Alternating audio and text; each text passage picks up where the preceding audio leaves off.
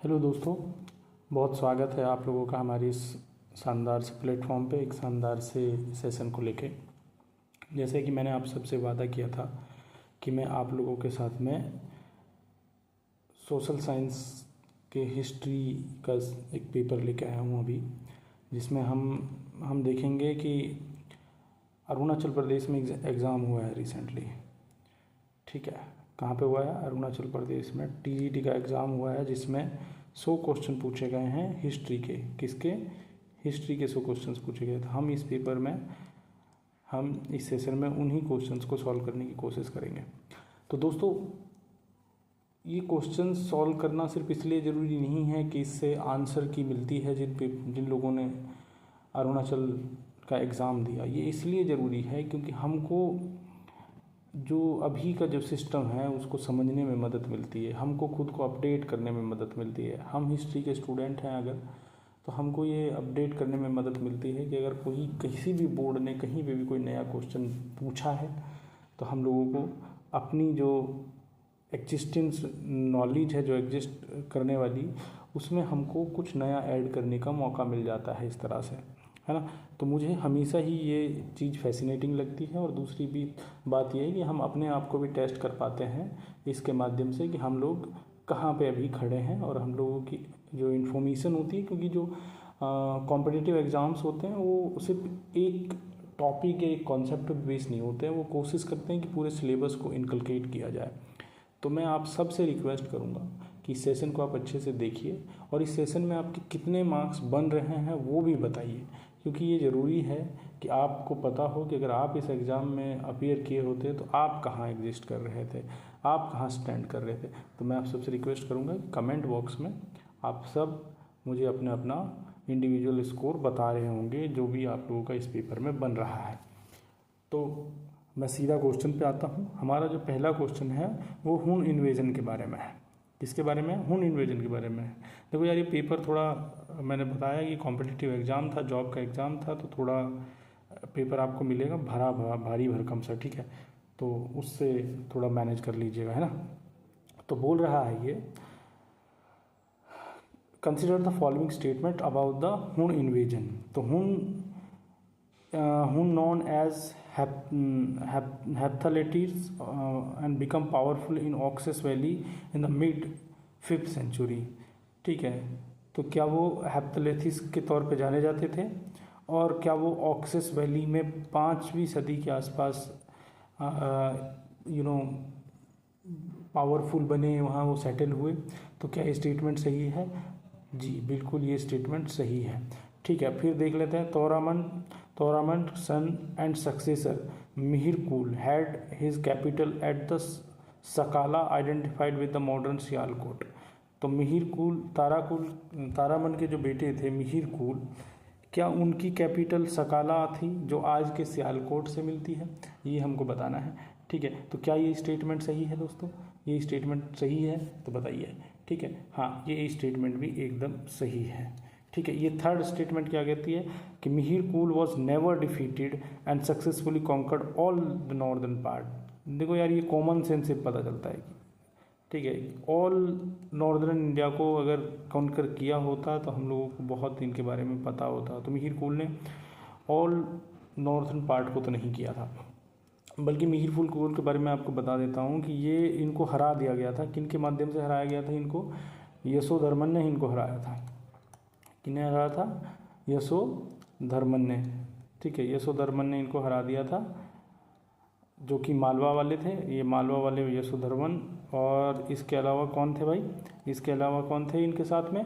इनके अलावा नरसिम्हगुप्त थे। नरसिम्हगुप्त थे भाई, है ना। नरसिम्हगुप्त थे जिन्होंने इनको हरा दिया। ठीक है, और ये पूरे नॉर्थ इंडिया को कवर नहीं कर पाए। तो थर्ड स्टेटमेंट सही है। ठीक है, जबकि यहाँ पूछा क्या है वो देख लेते हैं। यहाँ पूछा है नॉट करेक्ट। ठीक है, नॉट करेक्ट पूछा है, तो नॉट करेक्ट में एक स्टेटमेंट आता है, ओनली 1 ओनली 3, यानी कि बी इसका आंसर जो है वो ठीक होगा दोस्तों। ठीक है, तो बी आंसर इसका ठीक होगा। क्या आप लोगों का भी बी ही आ रहा है? ठीक है, क्या आप लोगों का बी आ रहा है? अगर हाँ तो बताइए। ठीक है, ठीक है, अब आ जाते हैं हम लोग क्वेश्चन नंबर 2 पे, क्वेश्चन नंबर 2 की अगर बात करें तो ये गुप्ता आर्ट के बारे में है। किसके बारे में है? गुप्ता कला विज्ञान के बारे में है। ठीक है, तो क्या कह रहा है ये गुप्ता कला के बारे में? फर्स्ट स्टेटमेंट को देख लेते हैं। Gupta art is characterised by a balance between sensuality and spirituality. क्या ये सही है स्टेटमेंट? देखो यार, ये अरुणाचल प्रदेश का पेपर था तो ये इंग्लिश ही में मिलेगा, हिंदी में ये उपलब्ध नहीं था। ठीक है, तो हालांकि मैं इसको कोशिश करूंगा अपनी तरफ से थोड़ा सा ट्रांसलेट करके आप लोगों को बताने की। ठीक है, तो पहला स्टेटमेंट है कि क्या गुप्त के वक्त की जो कला थी वो सेंसुअलिटी और स्पिरिचुअलिटी पे बेस्ड थी। ठीक है, तो ये स्टेटमेंट एकदम सही है, ये स्टेटमेंट एकदम सही है। ये स्पिरिचुअलिटी और आइडियलाइज्ड करती है ह्यूमन ब्यूटी को, तो दोनों ही चीज़ें भी बेस्ड थी। तो सेंसुअलिटी का मतलब क्या होता है? जो ह्यूमन नेचर की बात करें, ह्यूमन ट्रेड्स की बात करें, ह्यूमन ब्यूटी की बात करें, ठीक है, उन्हीं को कहते हैं sensuality. The Gupta style was confined exclusively to the political boundaries of the Gupta empire. तो ये स्टेटमेंट क्या कह रही है? The Gupta style was confined exclusively to the political boundaries of the Gupta empire. यार ये मतलब एक्सक्लूसिवली सिर्फ गुप्ता बाउंड्रीज तक निर्भर था या वहीं तक सिर्फ लिमिटेड था? ये पॉसिबल नहीं हो सकता है, क्योंकि गुप्ता काल जो है इंडिया में जो है क्या कहलाया जाता है? गोल्डन फेज कहलाया जाता है आर्ट और उसके क्षेत्र में। ठीक है, तो इसका इन्फ्लुएंस जो है गुप्ता साम्राज्य के भी बाद में भी रहा, उसके बियॉन्ड भी रहा उस वक्त में भी। तो ये स्टेटमेंट आपकी हो जाएगी गलत। तो थर्ड स्टेटमेंट आप लोगों की गलत है। फिर देख लेते हैं सेकंड ऑप्शन गलत है। थर्ड ऑप्शन पे आ जाते हैं। Art historians identified a remarkable degree of uniformity in the Gupta period sculpture and temple architecture. ठीक है, तो ये कह रहा है कि हिस्टोरियंस जो हैं, जो कला के इतिहास को मापते हैं, देखते हैं, समझते हैं, वो पाते हैं कि एक बहुत तगड़े लेवल की यूनिफॉर्मिटी, एक पैटर्न को फॉलो करने वाली गुप्ता पीरियड और स्कल्पचर में मिलती है हमको। तो क्या ये स्टेटमेंट सही है? जी, ये स्टेटमेंट सही है। तो ये स्टेटमेंट सही है भाई। ठीक है, तो थर्ड स्टेटमेंट सही है, सेकंड गलत है। तो इसका ऑप्शन आप निकाल लीजिए। फर्स्ट और थर्ड देखिए कहाँ है ऑप्शन में। फर्स्ट और थर्ड सी में है। ठीक है, फर्स्ट और थर्ड सी में है, तो सी इसका करेक्ट ऑप्शन होगा। ठीक है, करेक्ट ऑप्शन क्या होगा इसका? सी। ठीक है, आ जाइए थर्ड पे, आ जाइए थर्ड क्वेश्चन देख लेते हैं। ठीक है, थर्ड क्वेश्चन की अगर बात कर लें तो थर्ड क्वेश्चन क्या बोल रहा है भाई? Which of the following temples is regarded as the one of the earliest examples of a temple with shikhara. जो शिखर के साथ टेम्पल है, स्पायर के साथ जो टेम्पल है, उसका अर्लीस्ट एग्जाम्पल बताना है। ठीक है, अर्लीस्ट एग्जाम्पल जो ऑप्शंस दिए हुए हैं। तो अगर हम एक एक ऑप्शन को हम यहाँ पे एक एक ऑप्शन का डीएनए करें तो पहला ऑप्शन है विष्णु टेम्पल तिगावा। तो ये भाई इसमें शिखर नहीं था, ये फ्लैट था। ठीक है, ये था फ्लैट। और 10 अवतार टेम्पल देवगढ़। ठीक है, 10 अवतार टेम्पल देवगढ़ की अगर बात करें तो ये जो ऑप्शन था ये नागरा स्टाइल के टेम्पल का सबसे अर्लीस्ट सर्वाइविंग एग्जाम्पल्स में से एक था और इसके ऊपर शिखर भी था। तो ये ऑप्शन हमारी सही हो जाएगा। ठीक है, तो ये नागरा स्टाइल का वन ऑफ द अर्लीस्ट है भाई। ठीक है, ये आप लोगों को याद होना चाहिए, पता होना चाहिए। फिर कहते हैं बुद्धिस्ट टेम्पल सांची की बात कर लेते हैं। ठीक है, सांची का जो टेम्पल है, ठीक है, वो भी फ्लैट है, वो भी उसकी भी जो छत है वो फ्लैट है भाई। ठीक है ना। ठीक है, फिर शिव टेम्पल भूमरा की बात करते हैं। देखो शिव टेम्पल भूमरा की देवगढ़ में जो है, मतलब शिव टेम्पल भूमरा जो है ये है तो शिखर के साथ ही, बट इसके साथ दिक्कत क्या है कि ये देवगढ़ मंदिर के बाद की स्थापना है इसकी। तो ये लेटर मतलब पीरियड है इसका, देवगढ़ के बाद की इसकी स्थापना है। ठीक है, तो ये आपको देखकर समझकर चलना है। ठीक है, तो हमारा ऑप्शन सही क्या हुआ? हमारा ऑप्शन बी सही हुआ। तो थर्ड का क्या ऑप्शन है हमारा? थर्ड का क्या जवाब है? 10 अवतार टेम्पल देवगढ़। ठीक है, 10 अवतार टेम्पल जो देवगढ़ है वो अर्लीस्ट एग्जाम्पल है नगरा स्टाइल के, या फिर कहते हैं किसी भी टेम्पल का जिसमें शिखर हमको मिलता है या स्पायर हमको मिलता है। ठीक है दोस्तों, अब आ जाते हैं क्वेश्चन नंबर 4 पे। क्वेश्चन नंबर 4 देख लेते हैं कहाँ है। क्वेश्चन नंबर 4 ये रहा। तो क्वेश्चन नंबर 4 क्या कह रहा है जरा पढ़ लेते हैं, थोड़ा लंबा चौड़ा क्वेश्चन है, स्टेटमेंट असर्शन रीजनिंग वाला सवाल है। ठीक है, तो पहले असर्शन पढ़ लेते हैं। Iltutmish must be regarded as the real consolidator of the Turkish conquest in north India rather than Aibak. ये स्टेटमेंट मेरे को ठीक लग रही है। तो रियल कंसोलिडेटर इन्हीं को कहते हैं, क्यों कहते हैं वो भी बताता हूँ। रुक जाओ, पहले दूसरा स्टेटमेंट पढ़ लेते हैं। ये 1 ठीक है। At the time of Iltutmish accession the Delhi Sultanate faced challenges from Ali Mardan, ठीक है ये, ठीक है, in Bengal, Qubacha Khan in Multan, Rajput assertion in eastern Rajasthan and the Khwarazm threat from the north west and all of which he successfully addressed. तो ठीक है, ये इसका रीजन हो गया, ये इसका असरसन हो गया और असरसन का रीजन भी ठीक है। इनको इसीलिए इल्तुतमिश को कहा जाता है रियल फाउंडर ऑफ और रियल कंसोलिडेटर ऑफ दिल्ली सल्तनत, क्योंकि ये इतने सारे डिफरेंट जगहों पे जो है इनका जो है इनके खिलाफ आवाज़ें उठ रही थी, उन सबको दबाने वाले कौन थे, वो इल्तुतमिश ही थे। तो इसीलिए इनको रियल कंसोलिडेटर कहा जाता है। तो इसमें असर्शन भी ठीक है और असर्शन की एक्सप्लेनेशन कर रहा है रीजन। तो इसका आंसर होगा both A and R true and R is the correct explanation of A. तो इसका ए आंसर होगा भाई दोस्तों, ठीक है, इसका ए आंसर होगा। तो क्या आप लोगों का भी ए आ रहा है? अगर नहीं तो मुझे आप अपना लॉजिक रीजन कमेंट बॉक्स में दीजिए, ठीक है। ठीक है, अब क्वेश्चन 5 देख लेते हैं। After consolidating his power Balban assume the grand title of. जब बलबन ने अपनी सल्तनत को कंसोलिडेट कर लिया, मजबूत बना लिया, तो उसके बाद में उन्होंने किस तरह का या कौन सा जो है वो टाइटल लिया, टाइटल अपनाया, तो वही बताना है आप लोगों को। 5th क्वेश्चन है ये, ठीक है।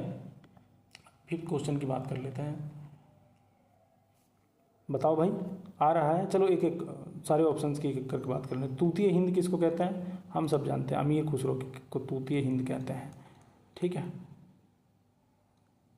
ठीक है। केसर हिंद किसको कहते हैं? केसर हिंद बताइए, ठीक है। ये एक ब्रिटिश टाइटल था जो कि बहुत सारे लोगों को दिया गया, जिसमें से तिलक साहब भी एक थे, ठीक है। जिले इलाही किनको कहते हैं फिर? ठीक है, जिले इलाही किनको कहते हैं? जिले इलाही शैडो ऑफ गॉड कहते हैं, ठीक है, शैडो ऑफ गॉड होता है ये, ठीक है। तो ये किसको दिया गया? ये बलबन ने ही अख्तियार किया, ये बलबन ने ही अडेप्ट किया, ठीक है। तो ऑप्शन हमारा सी सही हो जाएगा। दीन इलाही क्या होता है? दीन इलाही अकबर साहब ने इंट्रोड्यूस किया, ठीक है। तो ऑप्शन 5वें का जो है सी ठीक है। 5th का क्या ठीक है भाई? 5th का अपना सी आंसर ठीक है, ठीक है। चलिए 6th पे आ जाते हैं, 6th पे आ जाते हैं भाई, ठीक है। Which one of the following best describe the Chahalgani during the Delhi सल्तनत पीरियड। एक और क्वेश्चन आ गया दिल्ली सल्तनत से, चहलगानी को बेस्ट डिस्क्राइब क्या करता है? अब देख लेते हैं, एक स्टेटमेंट पढ़ लेते हैं भाई, चहलगानी को क्या बेस्ट डिस्क्राइब करता है, ठीक है। तो क्या कहता है भाई? A powerful group of Turkish nobles that played a significant role in the succession of politics. हाँ ही भाई, चहलगानी ने किया तो था, बट क्या इससे बेहतर कोई विकल्प है? देख लेते हैं। A special force created to defend the north western frontiers. नहीं नहीं नहीं नहीं नहीं नहीं, ये नहीं है, ये इसका बिल्कुल भी जवाब नहीं है, ठीक है, ये नहीं हो सकता। A court ritual introduced by the Balban to enhance royal prestige. नहीं यार, चहलगानी कोर्ट वो नहीं था भाई, ठीक है। तो डी ऑप्शन देख लेते हैं। A council of religious scholars advising the sultan, ठीक है। ये रिलीजियस काउंसिल का भी नाम चहलगानी नहीं था, तो ये भी सही नहीं है। तो इसका आंसर ए ही ठीक लग रहा है। एक पावरफुल ग्रुप था टर्किश नोबल्स का, ठीक है, जिस 40 नोबल्स होते थे, मैं इसको एक्सप्लेन कर देता हूँ आप लोगों को। ये 40 ऐसे नोबल्स होते थे जो राजा को एडवाइस करते थे विभिन्न मामलों में, बट जब राजा कमज़ोर हुए तो इन्होंने सक्सेशन का जो पॉलिटिक्स है उसमें एक्टिव रोल प्ले करना शुरू कर दिया, ठीक है, इसीलिए इसको भंग किया गया, ठीक है। चलिए 7th पे आ जाते हैं। 7th क्वेश्चन देख लेते हैं। 7th क्वेश्चन कहाँ है भाई?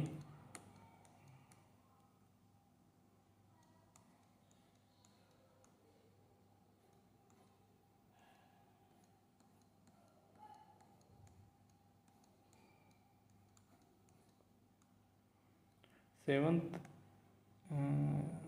हाँ ये 7th है, ये 8th है, ठीक है। सॉरी यार ये कटा हुआ है थोड़ा सा, कोई बात नहीं। इस पे आ जाते हैं हम अपन लोग अपने 7th क्वेश्चन पे। 7th क्वेश्चन क्या कह रहा है वो पढ़ लेते हैं ज़रा सा। तो 7th क्वेश्चन कह रहा है स्टेटमेंट्स को देखना है अलाउद्दीन खिलजी के रिगार्डिंग, ठीक है। Alauddin Khilji's rise to power देखना है। Alauddin Khilji came to the throne by murdering his uncle and father in law Jalaluddin Khilji. यार ये सब हमने अलाउद्दीन खिलजी वाली पूरी मूवी में देखा हुआ है, ठीक है। तो ये स्टेटमेंट इसका सही है। As a governor of Awadh Alauddin had accumulated vast treasure by invading Devagar in the Deccan. तो सेकेंड स्टेटमेंट देखिए भाई ये क्या कह रहा है, ठीक है, ठीक है। तो सेकंड स्टेटमेंट कह रहा है कि गवर्नर ऑफ अवध के तौर पे अलाउद्दीन खिलजी ने काफ़ी सारी संपत्ति इकट्ठी कर ली थी, किसको इन्वेड करके, देवगिरी को, जो डेक्कन में स्थित था। तो ये भी स्टेटमेंट सही है, ठीक है। थर्ड देख लेते हैं। Jalaluddin had taken his entire army with him when he went to meet Alauddin at Kara. नहीं भाई नहीं नहीं नहीं नहीं, ये सही नहीं है, ठीक है। कुछ छोटी मोटी एस्कोर्ट जो था उनका, जो पर्सनल उनके कमांडर्स थे जिनका उनके साथ में ही मर्डर कर दिया जाता है, उनके साथ जलालुद्दीन खिलजी यहाँ आए थे। तो स्टेटमेंट 3 इज़ नॉट करेक्ट, तो 1 and 2 इज़ करेक्ट। तो 1 and 2 इज़ करेक्ट, तो option D will be our answer, ठीक है। Option D will be our answer, ठीक है। क्वेश्चन 8 पे आ जाते हैं guys. Let's move forward to question 8। Okay, arrange the following Tughlaq rulers in chronological order, ठीक है। क्रोनोलॉजिकल ऑर्डर की बात कर देते हैं। तो तुगलक लीडर्स हैं, कुछ रूलर्स हैं, इनको क्रोनोलॉजिकल ऑर्डर में हमको बैठाना है, ठीक है। तो इसमें देख लेते हैं। इसमें फर्स्ट जो है वो गयासुद्दीन तुगलक हो जाएंगे, ठीक है। फर्स्ट गयासुद्दीन तुगलक हो जाएंगे, ठीक है। फिर मोहम्मद बिन तुगलक आ जाएंगे। कहाँ है मोहम्मद बिन तुगलक? सेकंड ये रहे, ठीक है। और थर्ड में फिरोज शाह तुगलक आ जाएंगे, ठीक है। ये थर्ड हो जाएंगे। तो देख लो भाई, देख लो, 2 3 1 देखो कहाँ है, 2 3 1, ठीक है। तो ए ही इसका सही आंसर है, ठीक है। ए ही इसका सही आंसर है भाई, ठीक, ठीक है भाई। आगे बढ़ें, आगे बढ़ते हैं। ज़्यादा समय नहीं लिया जाएगा भाई, जल्दी से सॉल्व कर लिया जाएगा इस पेपर को, ठीक है, ठीक है। 9th क्वेश्चन देख लेते हैं, ठीक है। Consider the following statement regarding the consolidation of Mughal rule, ठीक है, अंडर अकबर, ठीक है। अकबर साहब के अंडर में मुगल रूल को वो देखना है भाई क्या स्थिति थी, ठीक है। तो victory of second battle of Panipat insured immediate and undisputed Mughal control over north India. तो भाई सेकेंड बैटल ऑफ पानीपत कब हो रहा है? 1556 में हो रहा है, ठीक है। और मुगल कब से शुरू हो रहे हैं? 1526 से शुरू हो रहे हैं, ठीक है। तो भाई मुगल्स तो बाबर के वक्त से ही बहुत स्ट्रॉन्ग पोजीशन में आ गए थे। बाबर ने फर्स्ट बैटल उसके बाद में 1526 के अपने बैटल के बाद में ही 2-3 बैटल्स और जीते और अच्छे से उन्होंने शासन किया, मतलब मजबूती से शासन किया उन्होंने। तो स्टेटमेंट 1 विल बी इनकरेक्ट, ठीक है। तो देख लेते हैं। The rebellions of the Uzbeks and Mirzas represented challenges from within the Mughal nobility. ये ठीक है यार, ये कभी ना कभी उभरते रहे हैं, थोड़े थोड़े उभरते रहे हैं, तो ये स्टेटमेंट ठीक है। Akbar's dismissal of Bairam Khan mark the beginning of his personal rule. आप लोग सब जानते हैं कि अकबर ने जब राज शुरू किया था तो वो बहुत छोटे थे, तो बैरम खान ने ही उनके बिहाफ पे शुरू किया था। तो ये स्टेटमेंट भी ठीक है। तो जब उनको वो हज पे भेज देते हैं तभी से उनका राज शुरू होता है। तो स्टेटमेंट 2 and 3 इज़ करेक्ट। तो स्टेटमेंट 2 and 3 देख लेते हैं। तो आर आंसर विल बी ए, ठीक है। आर आंसर विल बी ए। तो 9th का आंसर ए होगा भाई, ठीक है। 10th क्वेश्चन पे आ जाते हैं भाई, ठीक है। 10वां क्वेश्चन अपना देख लेते हैं। 10वां क्या कह रहा है? The new currency of silver and copper introduced by Sher Shah is called.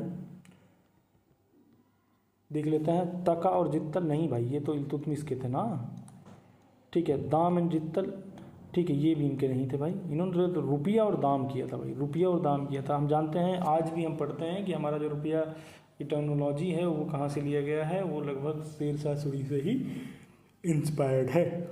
ठीक है, तो our answer will be C, our answer will be C. ठीक है, ठीक है, आ जाते हैं भाई क्वेश्चन 11 देख लेते हैं। तो क्वेश्चन 11 क्या कह रहा है, regarding the Sher Shah's architecture contribution consider the following statement. ठीक है, his mausoleum at Sasaram is regarded as the masterpiece of pre Mughal architecture. ठीक है, क्या लगता है यार, देखो प्री मुगल आर्किटेक्चर पे मुझे थोड़ा डाउट है, बट हाँ ये एक मास्टरपीस था, इसमें कोई डाउट नहीं है, तो ये स्टेटमेंट ठीक हो जाएगा। पर देखना होगा इस पर बोर्ड का क्या रिस्पॉन्स रहता है। ठीक है, हमको इस पे क्या देखना होगा कि बोर्ड पे इसका क्या इस रिस्पॉन्स रहता है। ठीक है, फिर देख लेते हैं, his mosque in Purana Qila at Delhi marks the transition from pre Mughal to Mughal architecture.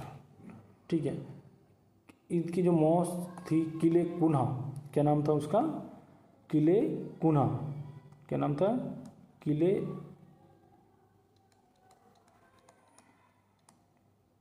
Cunha. ठीक है, तो जो लोधियों का जो स्टाइल था उसको ब्रीच करने का काम कर रही है, लोधी और मुगल के बीच का जो स्टाइल था उसको ब्रीच करने का काम ये कर रही हैं। तो बोथ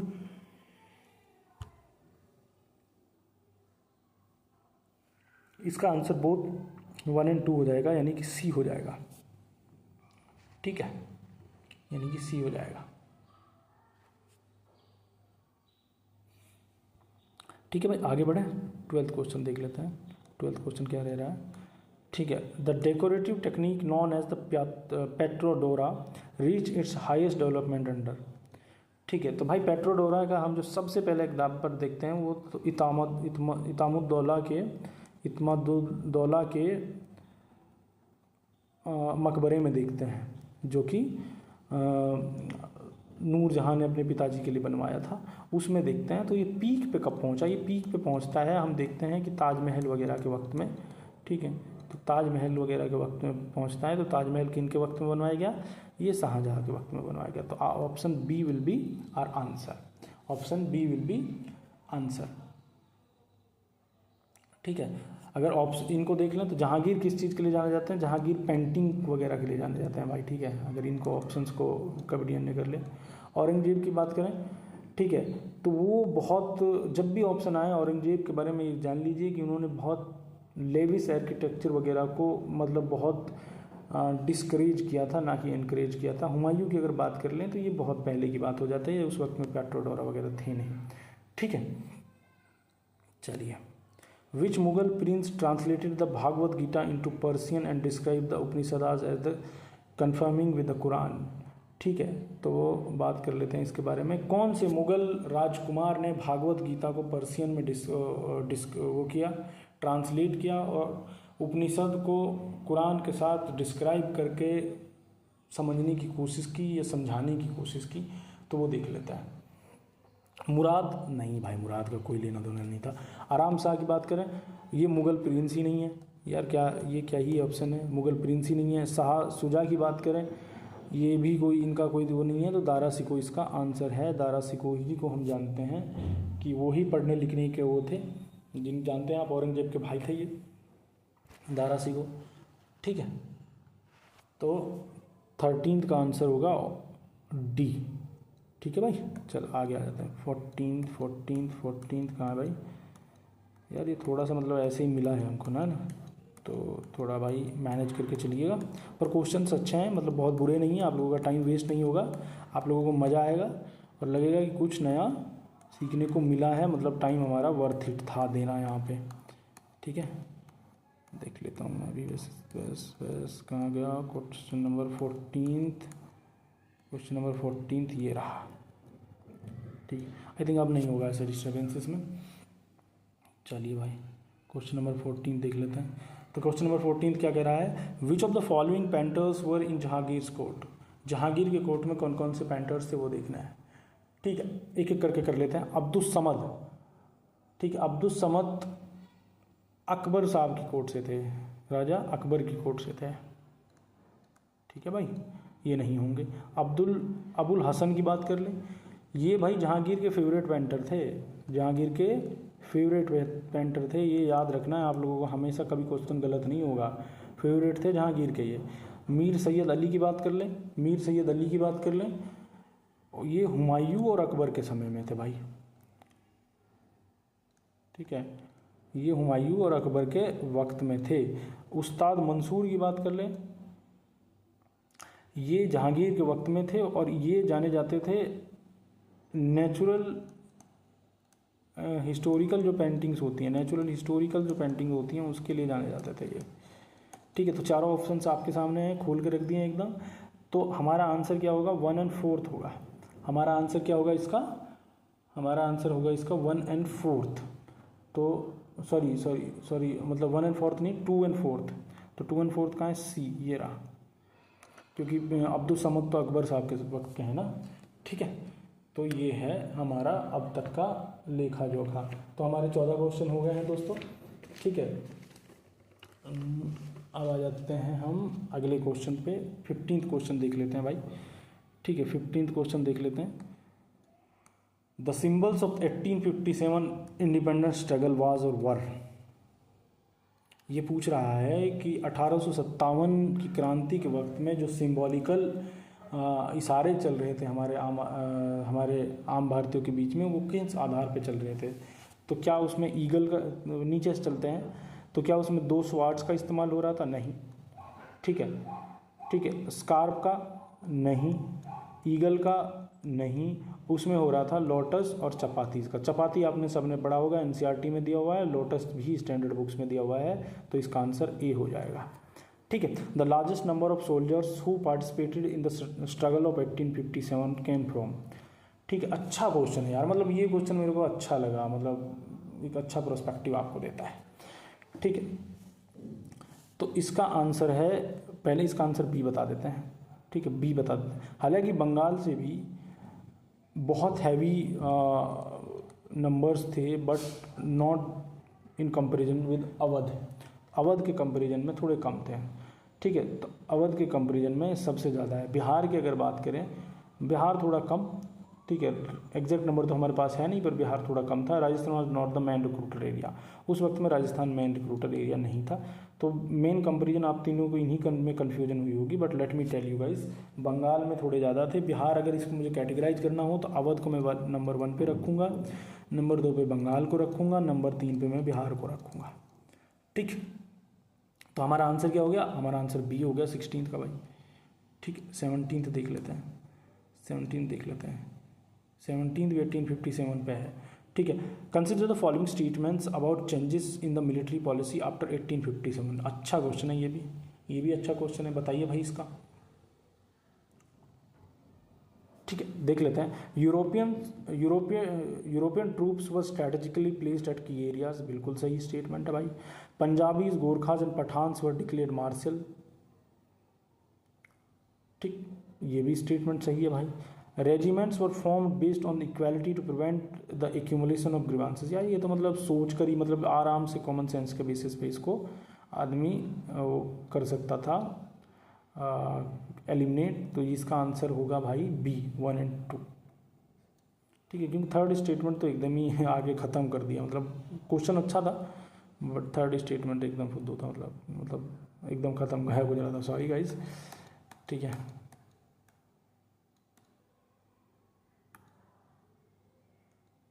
ठीक है, 18th देख लेता है। Which one of the following commission is associated with the army recognisation after reorganisation after the separation of 1857। तो ये पूछ रहा है कि कौन सा कमीशन एसोसिएटेड था आर्मी के रीऑर्गेनाइजेशन से 1857 के विद्रोह के बाद में। ठीक है, चलो एक एक करके पढ़ लेते हैं। Public service commission, public service commission आप जानते हैं ये सिविल सर्विसेज से रिलेटेड है यार। ठीक है, साइमन कमीशन की बात कर लें तो साइमन कमीशन जो है कॉन्स्टिट्यूशनल रिफॉर्म से रिलेटेड है।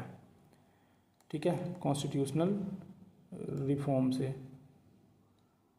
ठीक है भाई। हंटर कमीशन की बात कर दूँ, हंटर कमीशन अगर आपको समझा दूँ तो ये एजुकेशन से कंसिडर वो समझा जाता है, मैग्ना कार्टा। ठीक है, पील कमीशन की बात कर लें तो ये आर्मी के रीऑर्गेनाइजेशन ऑफ आर्मी से मतलब एसोसिएटेड है, तो हमारा आंसर डी हो जाएगा। ठीक है, आगे बढ़ते हैं भाई जल्दी से।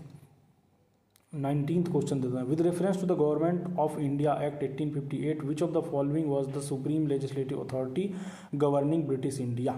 ये कह रहा है कि 1858 के बाद में या उस समय कौन सी लेजिस्लेटिव अथॉरिटी, अब पॉइंट नोटेट करने वाला है कि लेजिस्लेटिव अथॉरिटी इंडिया को रूल कर रही थी। ठीक है, तो देख लेते हैं। The British parliament, yes it is a legislative authority and it was ruling us.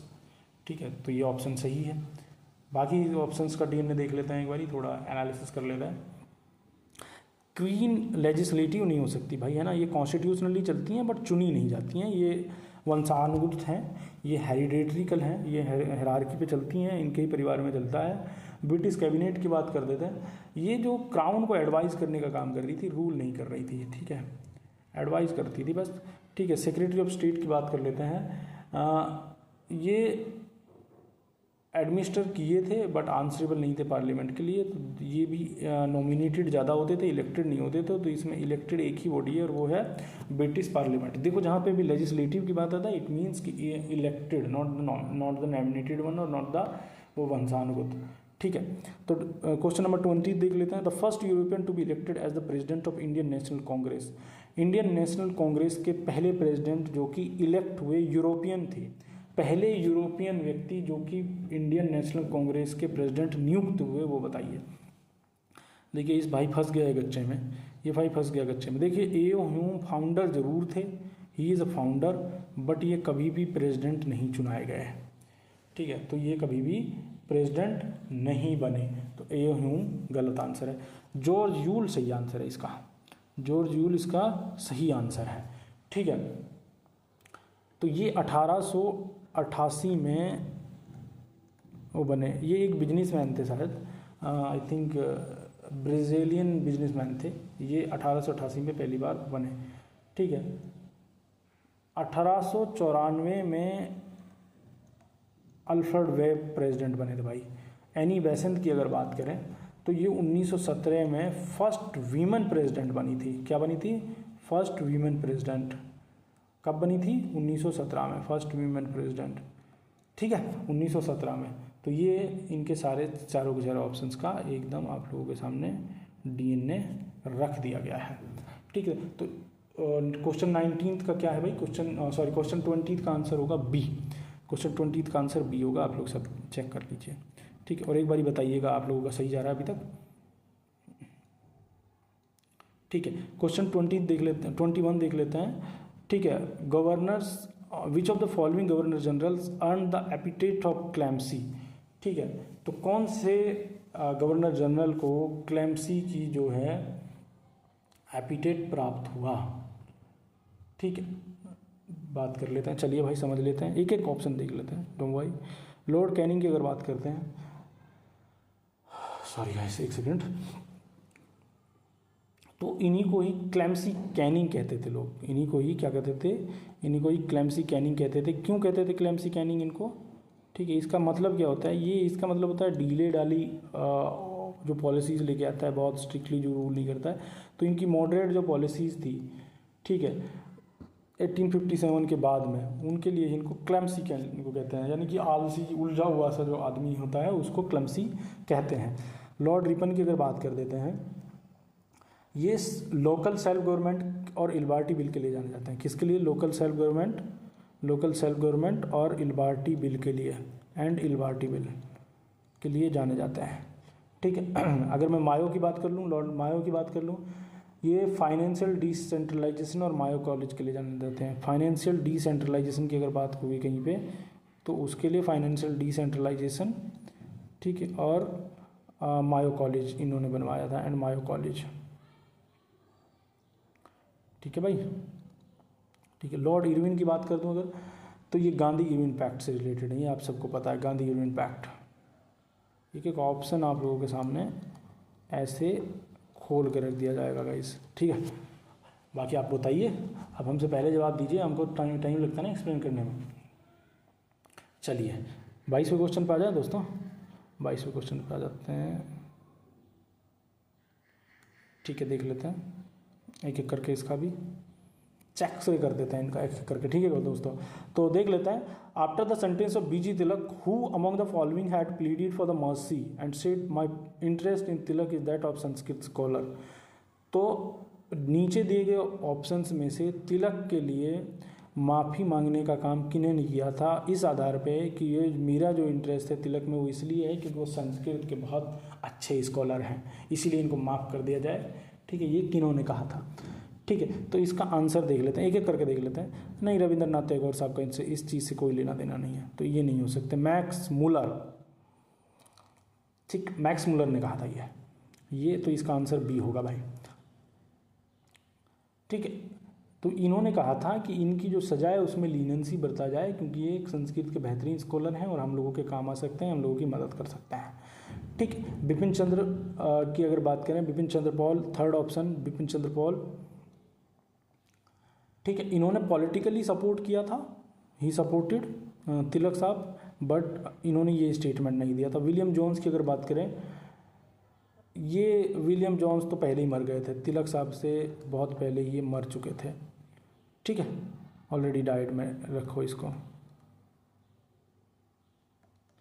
ठीक है भाई, आगे बढ़े, क्वेश्चन 23 देख लें, क्वेश्चन 23 देख लेते हैं। ठीक है, क्वेश्चन 23 ये रहा भाई। ठीक, विच of the following social classes didn't participate in the in non corporation movement. कौन सी सामाजिक क्लास या सामाजिक श्रेणी ऐसी थी जो कि नॉन कॉरपोरेशन मूवमेंट में जिन्होंने भाग नहीं लिया था। एक एक करके कर लें। स्टूडेंट्स एंड टीचर्स की बात कर लें तो यार इनका सबका हमारे पास प्रूफ है कि इन्होंने क्या किया था, बायकॉट किया था। किनका बायकॉट किया था इन्होंने स्कूल कॉलेजेस का बायकॉट कर दिया था, स्कूल एंड कॉलेजेस का। ठीक है, पीजेंट्स एंड लेबर्स की बात करते हैं। कुछ बहुत सारे जहाँ पे भी रीजन्स में पार्टिसिपेट किया वहाँ पे फुली पार्टिसिपेट इन्होंने किया, तो कई रीजन्स में पार्टिसिपेट करते हैं ये। ठीक है, लैंडलॉर्ड्स एंड मर्चेंट्स की बात करें, कुछ सेक्शन इनका देता है सपोर्ट, जैसे कि हम देखते हैं कई बड़ी बड़ी यहाँ पे फैक्ट्रियाँ लगती हैं, कई यहाँ पे बड़े कॉलेजेस खोले जाते हैं, इन्हीं लोगों की मदद से खोले जाते हैं। फिर आता है बिग कैपिटलिस्ट इंडस्ट्रियलिस्ट जनरली, ये जो हैं कॉशियस रहे थे, इन्होंने जो है कि पार्टिसिपेट नहीं किया था, तो इसका आंसर डी होगा। ठीक है, तो इसका आंसर क्या होगा। अब क्वेश्चन 24 देख लेते हैं, तो 23 का आंसर डी होगा। बिग कैपिटलिस्ट एंड इंडस्ट्रियलिस्ट ने जो है पूरी तरह से पार्टिसिपेट नहीं किया था या नहीं ही किया था एक तरह से, तो ठीक है। 24 देख लें भाई। First INC session attended by Gandhi, ये बताना है कि गांधी जी के द्वारा पहला जो सेशन था जो उन्होंने अटेंड किया वो कौन सा था, वो बताना है। ठीक है, तो देख लेते हैं। ठीक है, लखनऊ सेशन 1916 वाला, important but not his first attempt. ठीक है, तो ये इन्होंने पहला जो इनका सेशन था वो अटेंड, इनका ये वाला नहीं था, इम्पोर्टेंट है बट ये इन्होंने अटेंड नहीं किया था। ठीक है, देख लेते हैं 1901 वाला सेशन देख लेते हैं। 1901 में गांधी जी ने जो है पहली बार अटेंड किया था INC का कोई सेशन। ठीक है गाइस, सॉरी थोड़ा बैकग्राउंड में आवाज़ आ रही होगी। ठीक है, तो इसका आंसर जो है बी होगा। कलकत्ता सेशन 1901 में हुआ, वो इन्होंने किया था अटेंड। ठीक है, तो ये हो गया। 1919 तो बहुत बाद है, तब तक वो कई कर चुके थे। नागपुर सेशन उस वक्त में 1920 वक्त में तो नेशनल लीडर बन चुके थे वो ऑलरेडी, तो बहुत बाद की बात है। ठीक है, तो 24 का आपका जवाब जो होगा वो कलकत्ता सेशन 1901 होगा भाई। ठीक है, तो 1901 होगा। ठीक है भाई, 25वां क्वेश्चन देख लेते हैं। ठीक, 25 देख लेते हैं। Which newspaper converted itself overnight into an English newspaper to escape the vernacular press act. Sorry guys, sorry. ठीक है, तो कौन सा न्यूज़पेपर था, एक एक करके देख लेते हैं भाई। ठीक है, एक एक करके देख लेते हैं। तो तो अगर केसरी की बात करें तो ये मराठी में थे और मराठी में ही कंटिन्यू इन्होंने किया, इन्होंने अपने आप को कन्वर्ट नहीं किया। ठीक है, अगर बंगाली की बात करें तो इन्होंने भी खुद को कन्वर्ट नहीं किया। ठीक है, अमृता बाजार ओवरनाइट जो है वो बन गया था इंग्लिश न्यूज़पेपर। जो वर्नाकुलर प्रेस एक्ट आया था 1888 में, वर्नाकुलर 1878 में आया, सॉरी, उसको इवोकेट, उसको मतलब उसकी प्रावधानों से बचने के लिए उसमें क्या था कि जो भी लोकल लैंग्वेज में चल रहे थे उन पे गाज गिर रही थी, तो इन्होंने क्या कर दिया कि इंग्लिश में अपने आप को कन्वर्ट कर लिया रातों रात। ठीक है, इंडियन मिरर की अगर बात कर लें, इंडियन मिरर की अगर बात कर लें तो ये ऑलरेडी इंग्लिश न्यूज़पेपर थे, ऑलरेडी इंग्लिश न्यूज़पेपर थे। ठीक है, ठीक है भाई।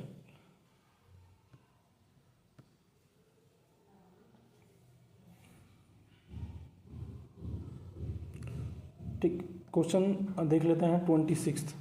क्वेश्चन 26 देख लेते हैं। न्यूज़पेपर्स दिए हुए हैं और उनके सामने उनके कुछ फाउंडर्स दिए हुए हैं। तो केसरी की अभी हमने पढ़ाई, केसरी मराठी में था, किनके द्वारा बनाया गया था? बाल गंगाधर तिलक साहब के द्वारा बनाया गया था। ठीक है, तो फर्स्ट, एक सेकेंड गाइस,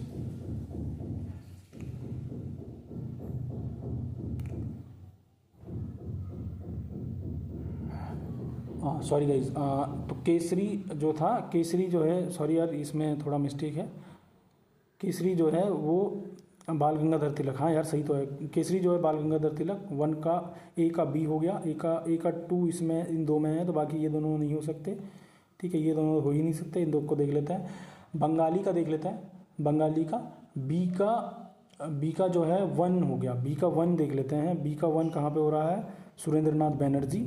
और सी का इसमें 3 ही होगा, दादा भाई नेहरूजी होगा, द वॉइस ऑफ इंडिया। और द सुधारक गोपाल गणेश अगर कर ही रहेंगे तो आंसर 1 हो जाएगा इसका। ठीक है, फोर्थ का फोर्थ रह जाएंगे। ठीक है भाई,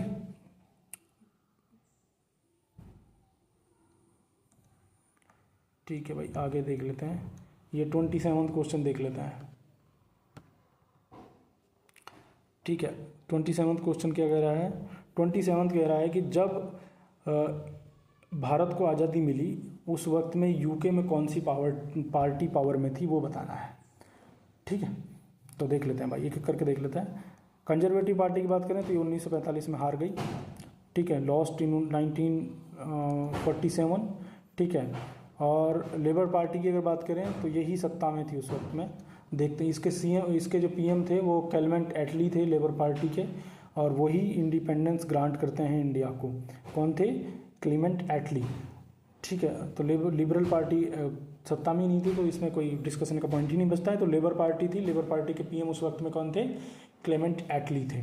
ठीक है, ओके गाइस, 28 क्वेश्चन देख लेते हैं एक बारी। 28, तो 28 क्वेश्चन क्या कह रहा है? हु लेड द सॉल्ट सत्याग्रह इन तमिलनाडु? यानी कि नमक सत्याग्रह जो था, सॉल्ट सत्याग्रह था, उसको तमिलनाडु में किसने रूल किया? यार ये क्वेश्चन हम पढ़ते पढ़ते बुढ़े हो गए हैं, तो इसका आंसर सी है। इसका आंसर सी है, यानी कि सी राजगोपालाचार्य होगा इसका। चलिए बात कर लेते हैं, एक एक करके फिर भी समझा देते हैं। के कलप्पन की अगर बात करें तो के कलप्पन केरल में लीड कर रहे थे, तमिलनाडु में नहीं थे। तंगुत्री प्रकाशन की बात करें तो ये आंध्रा के लीडर थे। कहाँ थे? आंध्रा के लीडर थे। ठीक है, इन्होंने यहाँ पर सॉल्ट सत्याग्रह को लीड किया। ये जनरली लीडर कहाँ थे आते थे? तो वहाँ कहते थे। तो led the Vedaranyam Congress leader but not salt march leader. ये सत्यमूर्ति जो थे कांग्रेस लीडर थे, बट वो नहीं थे। कांग्रेस तो उस वक्त सभी लीडर थे भाई। ठीक है, ठीक है भाई, अब बात कर लेते हैं गांधी जी और इरविन साहब के बीच में जो समझौता हुआ। हमने पहले इरविन के बारे में ऊपर पढ़ा भी। देखिए बहुत सारे क्वेश्चन इसी से सॉल्व हो जा रहे हैं। ठीक है, तो इसका आंसर जो है गांधी इरविन पैक्ट की जो अगर बात करें तो इसका जो आंसर होगा वो आपका होगा 5 मार्च 1931। यार ये फैक्चुअल क्वेश्चन है, इसमें एक्सप्लेन क्या ही करूँ मैं आप लोगों को। ठीक है, तो 29 का जो आंसर है हम लोगों का वो बी है, आप सब लगा लीजिए। Last opportunity to avoid partition. ठीक है, अच्छा क्वेश्चन है यार, ये सोचने पर मजबूर करेगा आपको। चलिए एक एक पे डिस्कशन कर लेते हैं। ये 1942 में आया और फेल्ड था। ठीक है। राजगोपालाचारी फॉर्मूले की अगर बात करें तो ये अटेम्प्ट किया गया बट बहुत कॉम्प्रोमाइजिंग कंडीशन में था, तो ये भी फेल्ड हुआ। कैबिनेट मिशन की बात करें तो ये मतलब अवॉइड नहीं कर रहा है इसने, तो बल्कि हमको उल्टा मतलब जैसे ये रिजेक्ट हुआ तो पार्टीशन मतलब इनएविटेबल हो गया, मतलब निश्चिंत हो गया। तो इसका आंसर सी ही होगा, द कैबिनेट मिशन। ठीक है, ये तो कॉन्स्टिट्यूशनल प्रपोजल्स थे। ठीक है, तो इसका आंसर जो है सी होगा। तो 30th का आंसर कैबिनेट मिशन होगा, यानी कि जैसे ही आप कैबिनेट मिशन को रिजेक्ट करते हैं तो पार्टीशन जो है इनएविटेबल हो गया था, मतलब वो होगा ही होगा, वो तय हो गया था। ठीक है, 31st को देख लेते हैं थोड़ा सा भाई।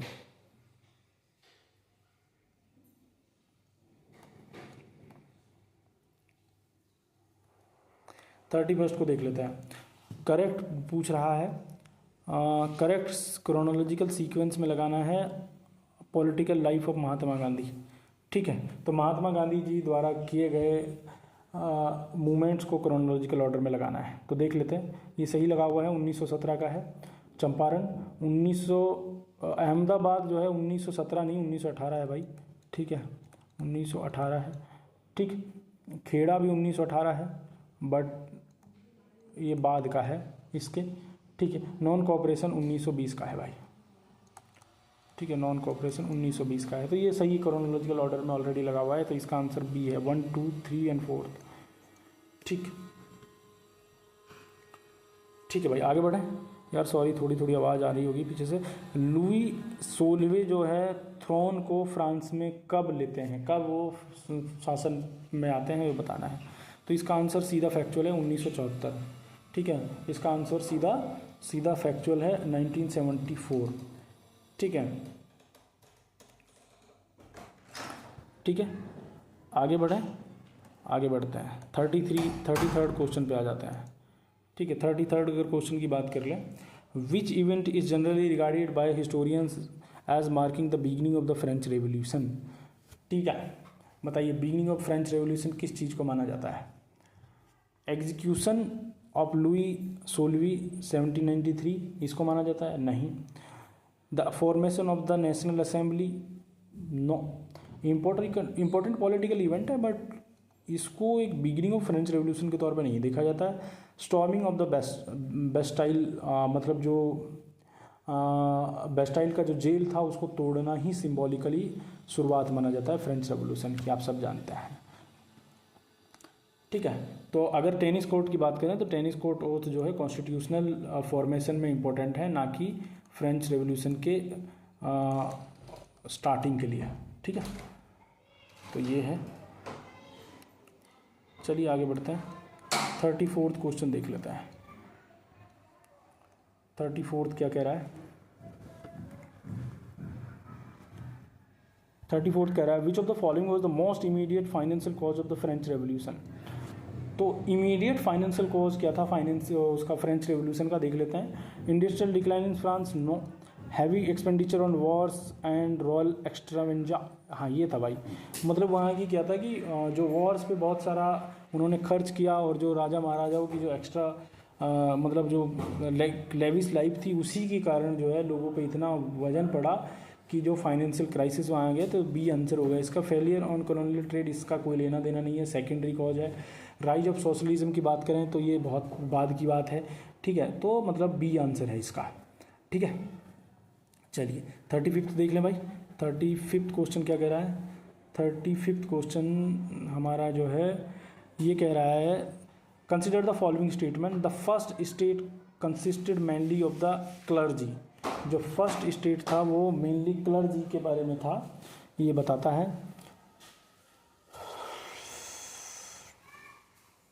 ये सही है, फर्स्ट स्टेट क्लर्जी के बारे में था, ये सही है। The second state consist mainly of nobles, ये भी सही है भाई।